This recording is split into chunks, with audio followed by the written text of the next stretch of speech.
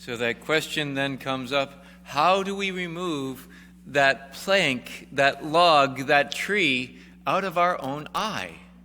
After all, if we can't do anything about the people around us until after we've gotten that out, oh dear. I know trying to get a splinter out of my finger is hard enough. Trying to get a beam out of my eye? Ooh, that's going to be interesting. But as I was pondering over this, the Lord's saying, remove that beam from your own eye first. Well, how do we do that? Well, we need God's help.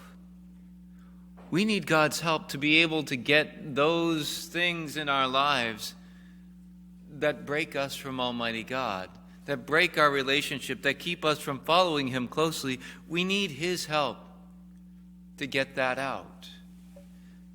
You know, a lot of times we have in our hearts this thought, this lie that we have to have all of our stuff together before we can come to God.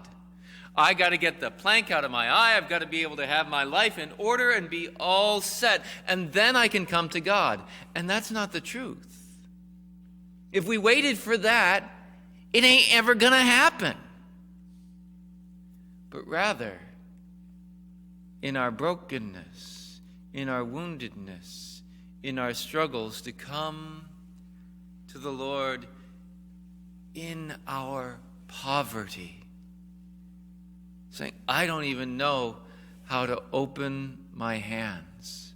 I don't even know how to take this beam out of my eye. Help me, Lord. I'm reminded of a story which I have shared with you before, but since I'm sure you don't all have every homily I've ever given memorized, I'll share it again. After all, Jesus repeated himself, I can repeat myself too. That when I was a younger cleric, we were at a youth conference, and the guy who was giving the youth conference, one of the talks was saying about how he was very interested to see how his son would react, his very young son. And so he put a car in front of his son. So the son took the car in his hand. He's like, oh, so happy. He has a car. It's so exciting. Then he puts another little car in front of his son. He takes the car with the other hand. Now he's got 2 cars in his hands, and he's just so happy he has these 2 cars. What could be better than that? And then he puts a cookie down in front of him. And that poor little boy couldn't figure out how to open his hands to get rid of the cars, which he no longer had any interest in order to get that cookie. And from what I remember of the story, the father watched him for a while, and I'm saying, okay, we might need to report him for child abuse. But we look at this and we say, that's the story of our lives, right? We don't know how to open our hands.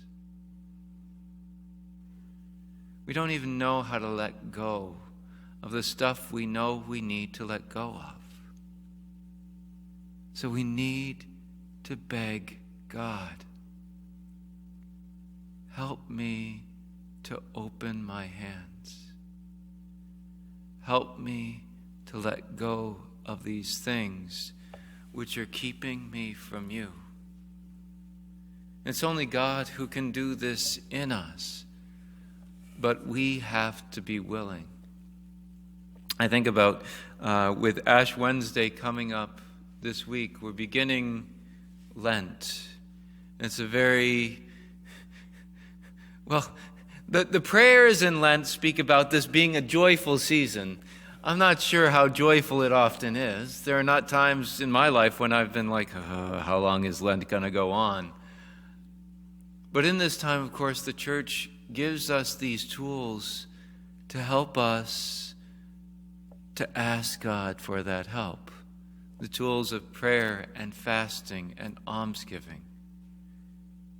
And so as a parish, as I've mentioned the last few weeks, we're doing these challenges, these Lenten challenges, which we invite you to join us with. Why? Because if we do it with others, then we're more encouraged, more propulsion to keep going through Lent. And so we have a prayer challenge, a rosary challenge, to be able to help us maybe to pray more every day. And so at the entrances, and I'll announce it at the end, we have this book to be able to help us to pray that rosary every day, where it has a reflection for each day. And then we invite you at the end of the week, at the next Sunday, or as it is in the case today, Saturday, you can come and put a star for each rosary on that nice blue thing that we have in the back now, up there on all the stars. So you can put the stars. I did a rosary this day, and I did a rosary this day, and I did a rosary this day. If you're the type of person that do 12 rosaries a day, you get 12 stars per day. It's pretty good, pretty awesome. The rest of us, though, we just get a star per rosary. Now, that being said, you might be saying, Father, rosary is so hard to do. I'm not even there. Okay, that's fine. Maybe all you can commit to is 1 decade of a rosary a day. It's only 2 or 3 minutes. And then the page of reflection that you might do, that's 5 minutes. Can you give 5 minutes a day of Lent in order to help us grow closer to Almighty God, that our hearts be more open to Him? We have the fasting challenge, and of course, Ash Wednesday, just a reminder, is a day of fasting and abstinence, as well as every Friday in Lent is a day of abstinence, where we don't eat meat if you're over 14, and if you're not too many of you out there like this. If you're 18 to 58, if you're 18 to 58, it is required fasting on Ash Wednesday and on Good Friday. But I remember when my dad turned 59, says, I don't have to fast anymore. That's right, you don't have to. You get to without the obligation of the church, and then there's more merit there. He just looked at me. But it's a great grace that we can choose to say no to some part of a desire within ourselves that is good. Eating is good, in order that we can have the discipline and the strength to say no to other parts of our life which are bad and we know are bad. And so we're encouraging people to fast on Wednesdays and Fridays throughout Lent. Is it something that's required? No, but this is something we're encouraging you to do. What does this fast look like? Well, it can look like whatever you want it to look like. It could look like a bread and water fast. Could look like that you just fast from anything except water all day. But it doesn't have to be that strict. It doesn't have to be that harsh. I don't think I'm going to go there. But that fast might be that you just say, well, I'm not going to eat in between meals. Or I'm going to do what the church requires for the fast on Ash Wednesday and Good Friday, which is 1 meal, and then maybe 2 other eating times, which together don't equal that 1 meal. And no meals in between, nothing in between. Or maybe we can choose to say, you know what? I'm going to give up my favorite thing on those fast days. Something where we restrain our impulse. It's always been an interesting thing to me that on Fridays during Lent, when people are not supposed to be eating meat, they go out for a lobster dinner. Do you like lobster? Oh yeah, it's my favorite meal. So the day when you're supposed to be sacrificing, you go out for your favorite meal and call that a sacrifice. Right. So if your favorite thing to eat is a cheese pizza, I'm thinking that's not much of a fast on a Friday. Just saying. But to look and say, how can I say no to one good desire within myself in order to build up that muscle of discipline to say no to the bad desires in my life? But that's not the end of it all, right? That's not the purpose. The purpose is so that we can then say yes to Almighty God. But our yes means nothing if we can't say no. Our yes means nothing if we can't say no.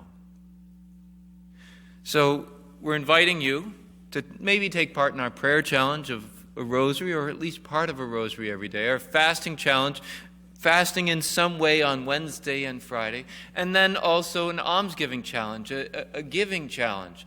Now, this is not going to be like, well, on a certain day of the week I'm going to give, but rather we'll encourage you, we'll give you suggestions of different things, different charities you can give to throughout the course of Lent in order to give of our excess and maybe even give from our sustenance, saying, I'm going to trust God.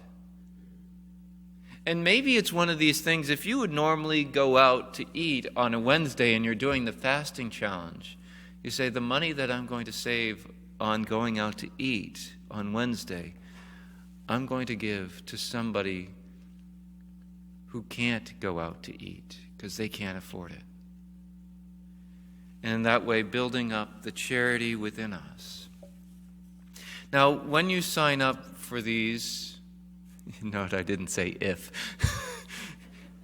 When you sign up for one or more of these challenges, you'll be invited to sign up to receive either email or texting or Facebook group reminders. There'll be reminders and also encouraging, inspirational things to keep us going through Lent. Now, do you need to do any of these things? Absolutely not. You don't have to. But we invite you to, as a way, as an opportunity to help you open your heart so that we can open our hands to let God come and take that plank out of our eyes